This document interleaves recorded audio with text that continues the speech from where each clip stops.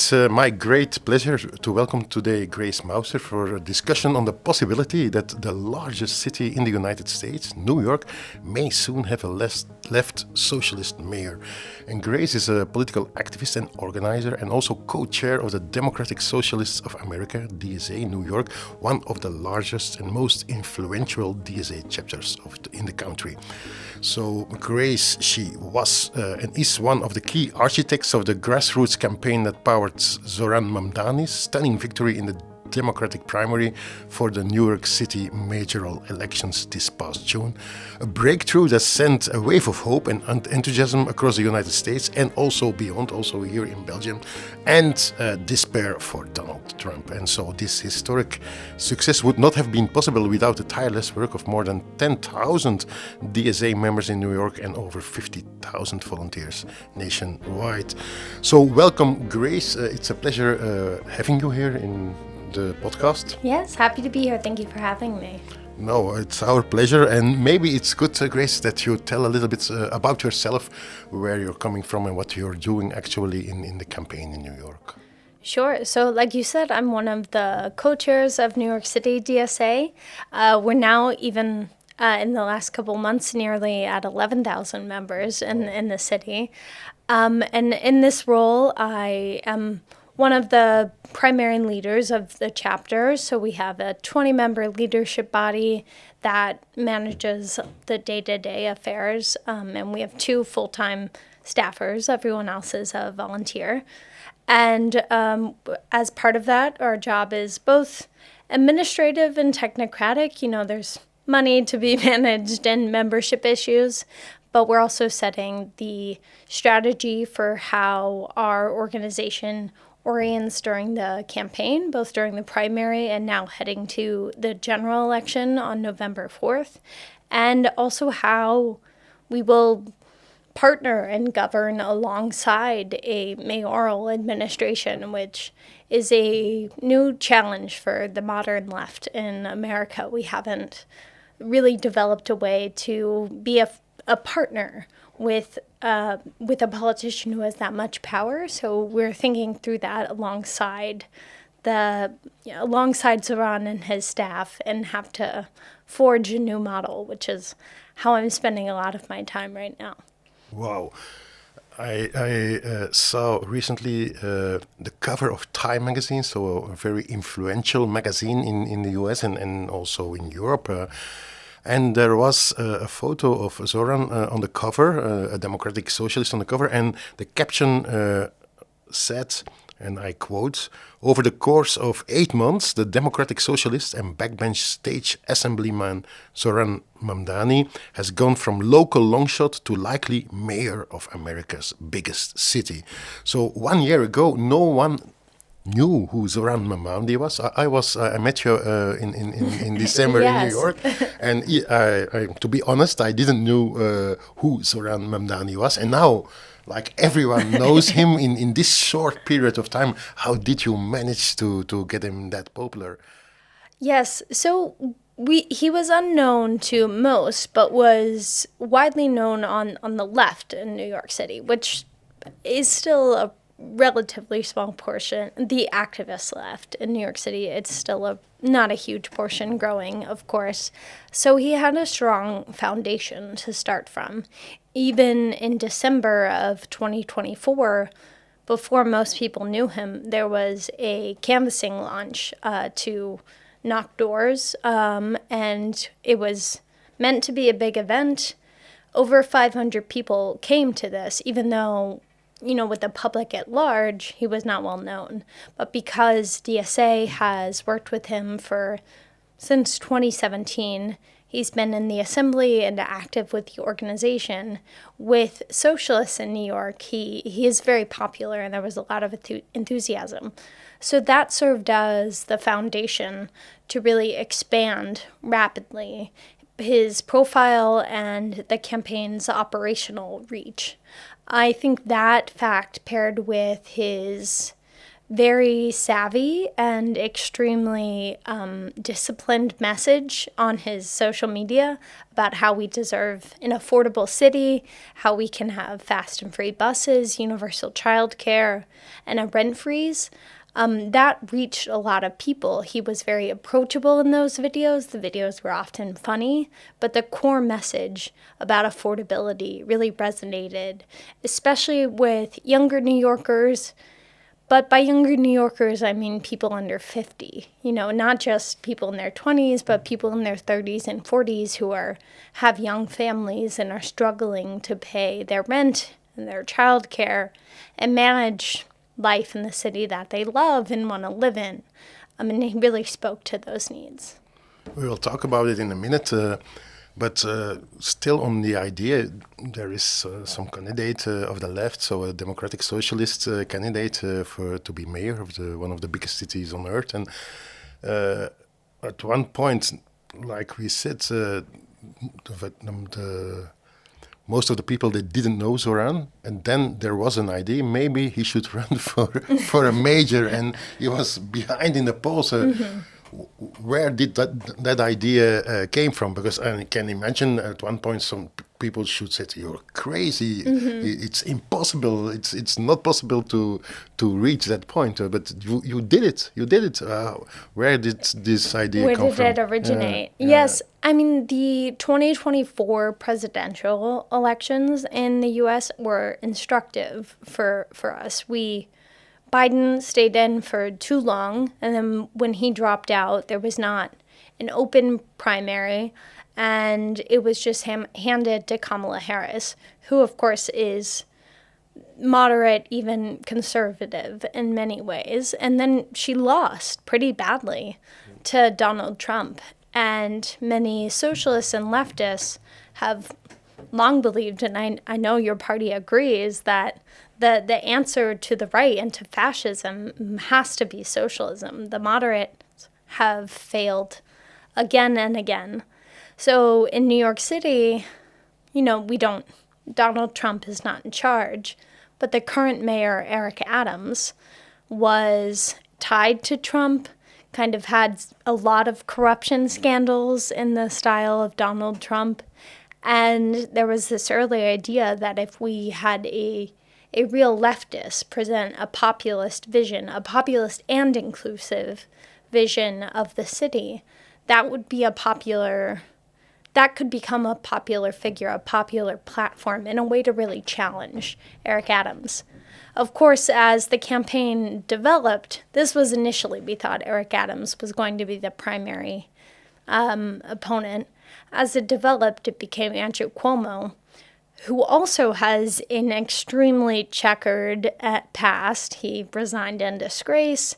He shares with Trump his sexual misconduct history, also a lot of corruption scandals. And I think the similarities there in positing that a leftist, a socialist, could be the answer to a corrupt type of official really resonated with people. And I think some of that thinking really cemented as we watched the 2024 presidential election play out. Wow. And like if you are talking about Andrew Cuomo, so he was the favorite candidate of the establishment at one point, and he got billions of dollars also in his campaign, and so they've got billions of dollars that was there for supporting Andrew Cuomo, and you've got hundreds and thousands of volunteers. Can you explain these two visions about waging a campaign? What is the difference? What was the difference of the campaign of Andrew Cuomo and your campaign? Yes, it's always the people versus the money. Yeah. So the way that DSA campaigns in New York have worked for many years, and the way that Zohran's campaign worked, was enabling volunteers to really take ownership over some parts of the campaign. So that's how we were able to scale and have as many canvases and knock as many doors as we did in this campaign. So the cited number is that there were 50,000 volunteers, which is incredible.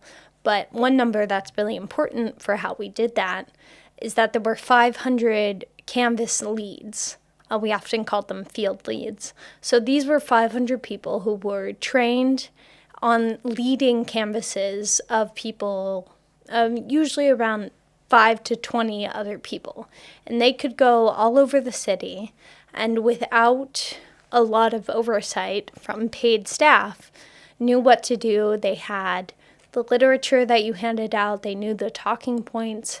They were able to handle logistical issues with the canvassers. And that is how you are able to scale something so that 5 or 50,000 people actually have something to do. And that something to do is talk to millions of New Yorkers. A big difference between a campaign like that and a campaign like Andrew Cuomo was running is just the enthusiasm of those organic conversations. Money can buy you people to knock on doors. You can pay people to do that, but they don't care about the candidate. I've met many paid canvassers, and they're just trying to do the job. A lot of them, actually, if you talk to them, they may be paid to canvass for Andrew Cuomo, but then they'll tell you that they were voting for Zohran. So they're not really passionate. It's hard for them to have true organic conversations. So the money can buy you paid canvassers. It can buy you more ad time on TV. It can buy you mail that you send directly to people's homes. But those things are never as persuasive as a true face-to-face conversation. And that's what the DSA model is built on. And to do that well, you have to let go of some control, right? You have to give a lot more people more responsibility and have it be a little decentralized. But in exchange for that trust that you give to volunteers, you are able to reach a lot more people with very enthusiastic volunteers. Wow, that's very interesting, and I do agree with it because I do think that at the end of the day, people can sense whether it's true, whether it's real, or whether it's paid and advertising. I do think that that's a very important thing. But your organizational model is, if I understand well, that 500 people leading volunteers, core volunteers, are responsible to put on a job 50,000 other volunteers to go over the city. That's big organizing, because you reach 1.5 million New Yorkers at their door with Yes. this model. And how many time it did take to contact this 1.5 million? It was some months, or? It was over months, yeah. That number is from, I talked about our field launch in December. That number is from the middle of December through the primary. So middle of December to the end of June.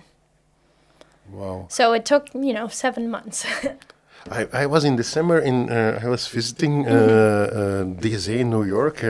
Very young people also. You were there, and the other people Yes. were. And it was not like a very big office. I think No. the headquarters of Andrew Cuomo is a little bit other place, and your office was a small activist office with young Yes. people, and that is the office where the magic happens, or. Yes, well, so the campaign had their own offices too, but they were also not very big.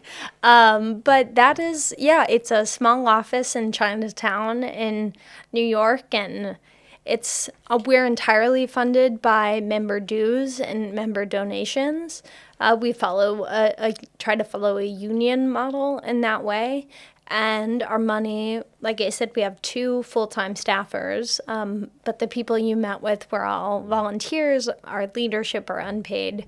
And most of our money goes to things like literature, things we need for protests or for ongoing campaigns, spends for very specific goals.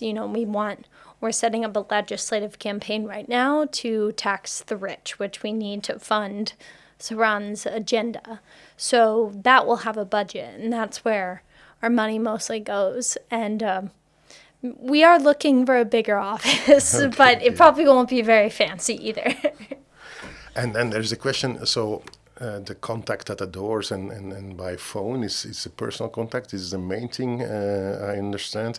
But there's also the very successful campaign online with, like you said before, funny videos, good working videos, but also with content. It's not only funny. Yeah, it's about things that matter to people. And this concept of these videos going viral, what team does develop these videos of how does it work, the online campaign?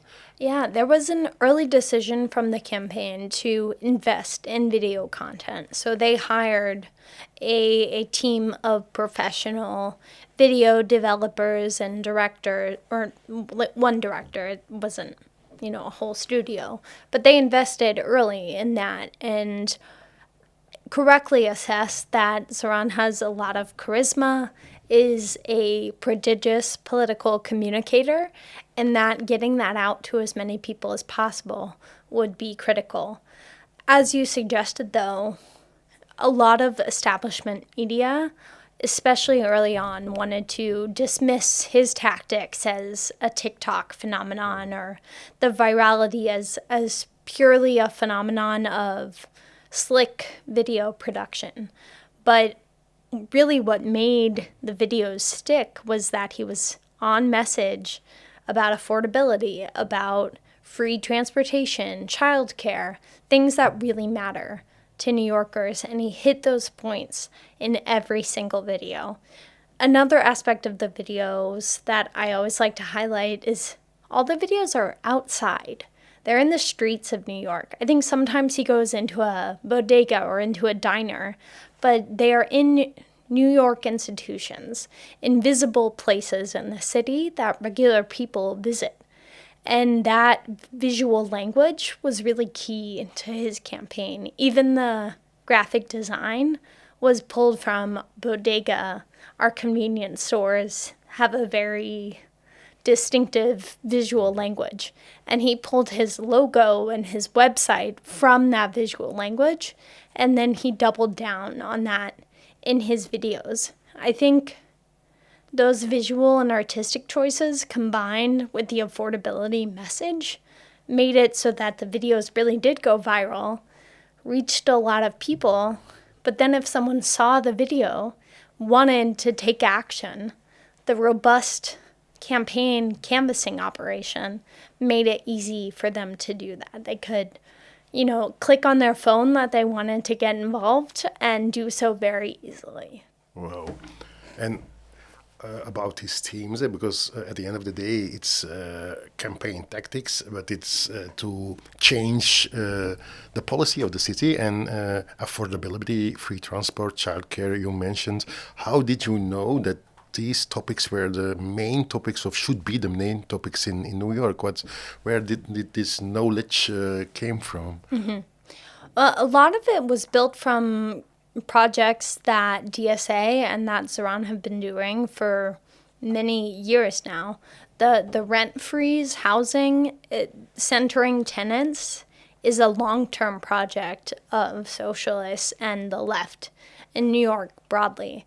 Well over half the city of New York City are tenants, but they are not treated as an important electoral bloc.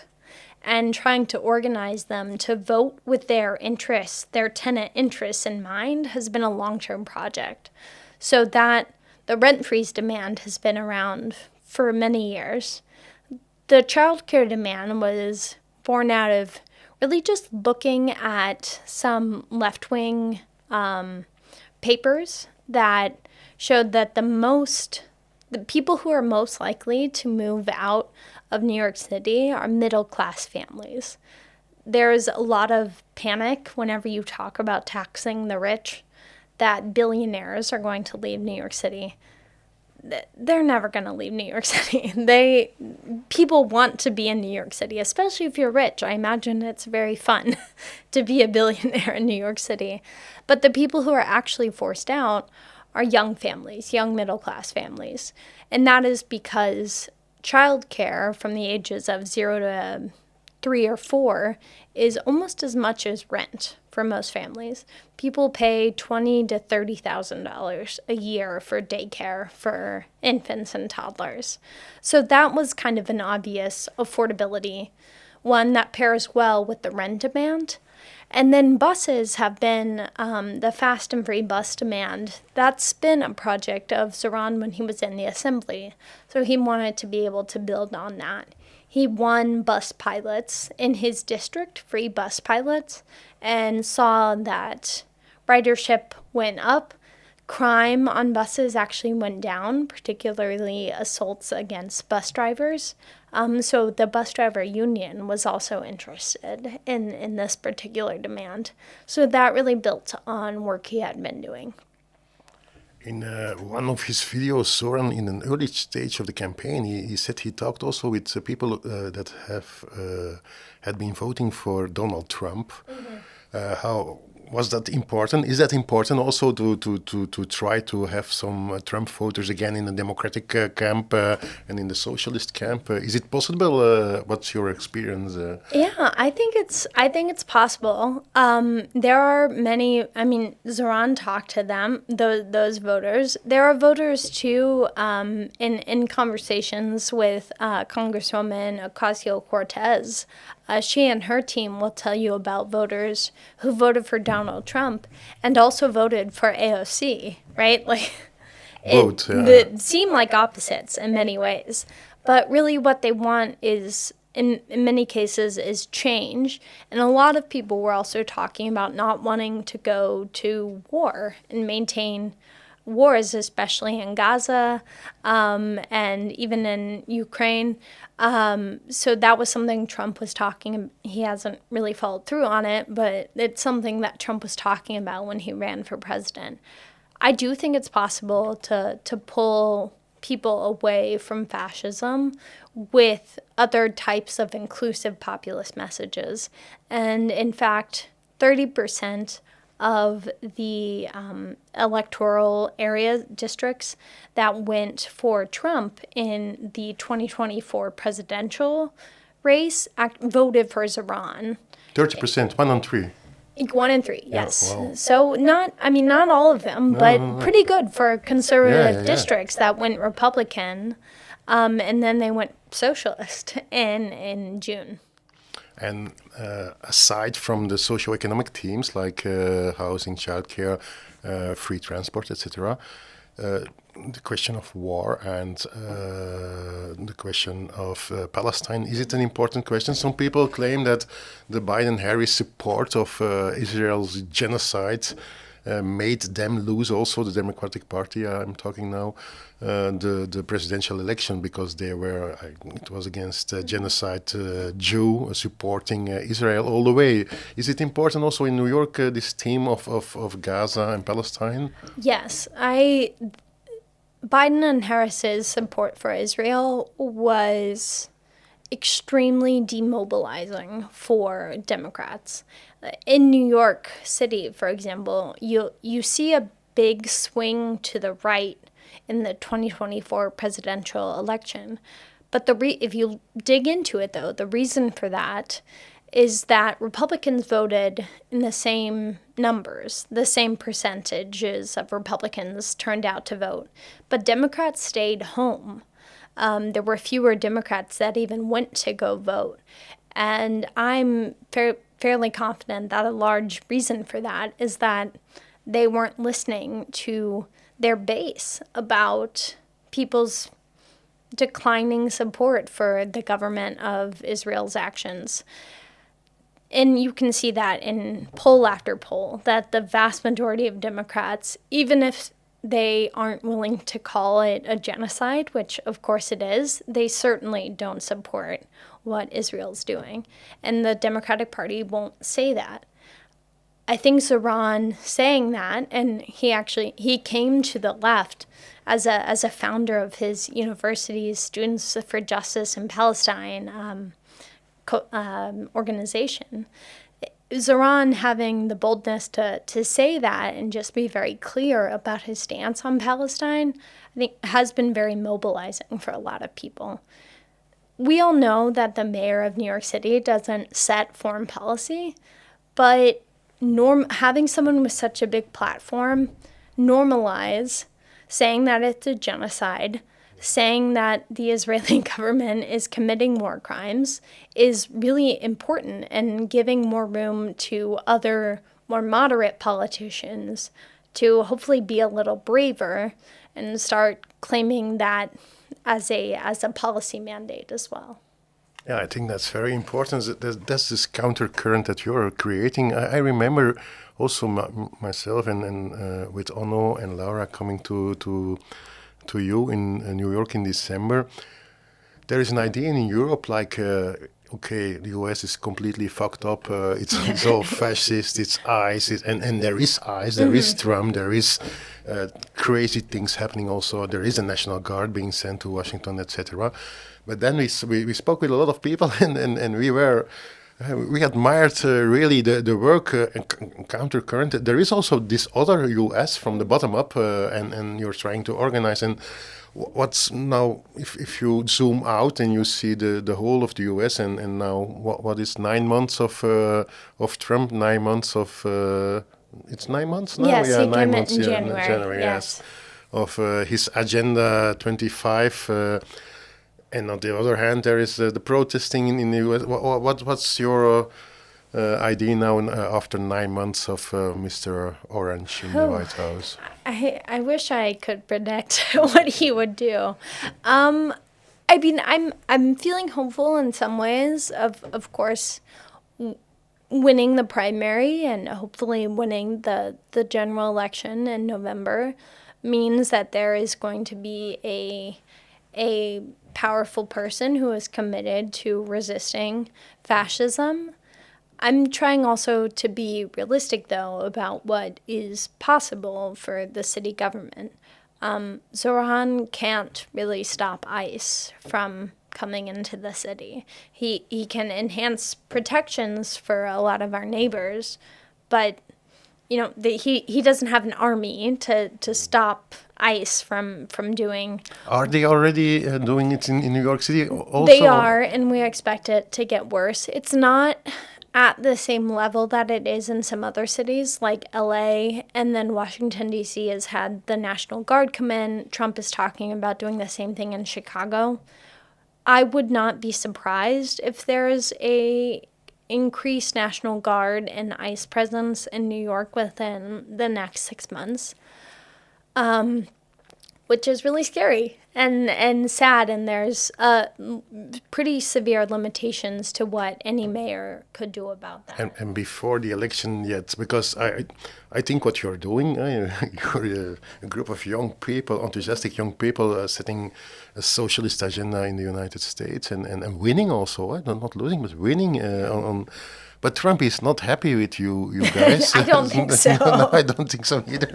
And so he even at one point threatened to arrest Zohran Mamdani and said, do you think he will, this second round, this November the 4th, the elections, so it will be a dirty campaign? Or what do you expect from the campaign in the next I mean, Trump has threatened, of course, to deport Zohran, who is a naturalized citizen. He is a citizen, but he was not born in the U.S. I honestly do not know if he is going to do that. I guess the bright side, to the extent that there is one, would be that Zohran is now so high profile that would potentially make him almost I don't want to say martyr because that implies he would die, but a symbol, and maybe activate more people to resist. But it's also possible that wouldn't happen. I don't know exactly how we stop such a thing from happening. I think that would require a lot of direct action. in mobilization of people on the streets in a huge way. That's a little bit different than the electoral organizing we've been talking about. But it is a possibility that we're thinking about and trying to prepare for as much as we can. It's very difficult to predict what Trump is going to do, and it's very scary. So we are being as careful as we can legally, but also recognize that with the power of the federal government behind you, if you really want to do something, it will be hard for us to proactively stop anything from happening.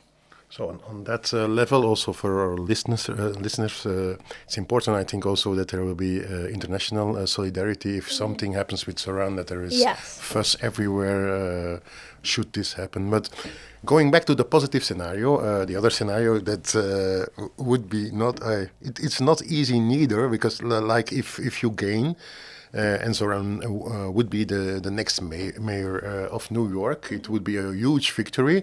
But on the other hand, there is a lot to be done then. And you're a group of volunteers, so then you're in control of this big city with a government who is not friendly, who will not be friendly. Have you prepared also that situation?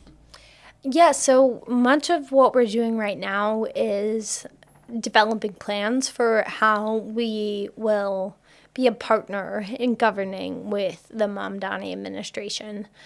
We luckily are building on some infrastructure we already have.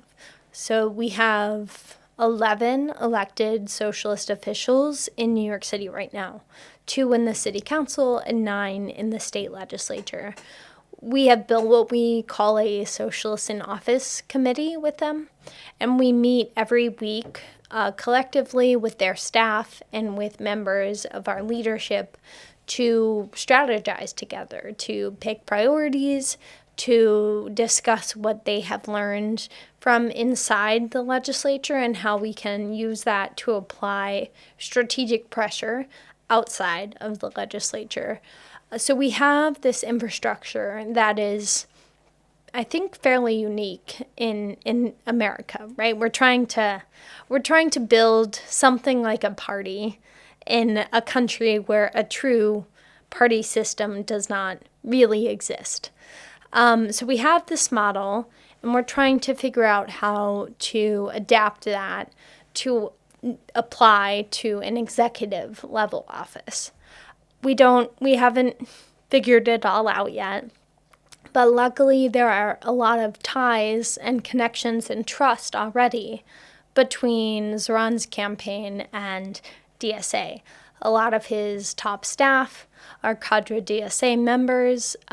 We have regular meetings to think through things together. So building on that trust and building on the infrastructure that we already have and that Zohran was a part of as an assembly member, we're trying to figure out how we co-govern with the Mamdani administration. One thing I've been talking about a lot is there are 2 models readily available for how to relate to a politician in America. The left is much more comfortable with one model of critiquing and protesting power. That's usually what we do because we don't have power.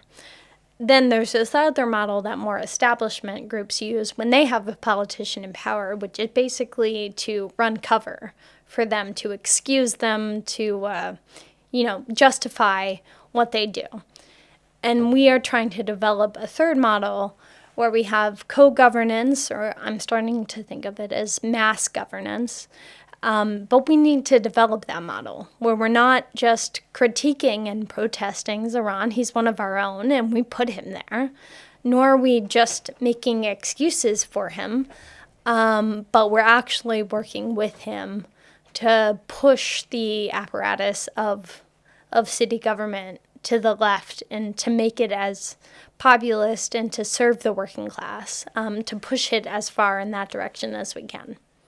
That sounds interesting. I think it's a debate. Also in Europe, we had this debate on a city level, municipal level, what to do if you're in governance with the French Communist Party, with Syriza in Greece, with the Linken in Germany, etc. Our party here, some places, and there is this idea of, okay, you're in government, but you should keep at all times also the capacity to mobilize people, because if you send everyone that can act and can think and can write and can inside the administration, there will be no force at the floor in the party, anymore to mobilize. You need also some pressure from continue. It's not a hostile pressure, but it's a pressure maybe at sometimes you can need that pressure also to make some changes in policy. Yes, we've been talking about that too. The English term for that is a brain drain. Yeah. We're worried about that, especially because the mayor of New York makes hundreds of appointments. Obviously, there are thousands of people who work for the city government, but the mayor directly appoints hundreds of those people.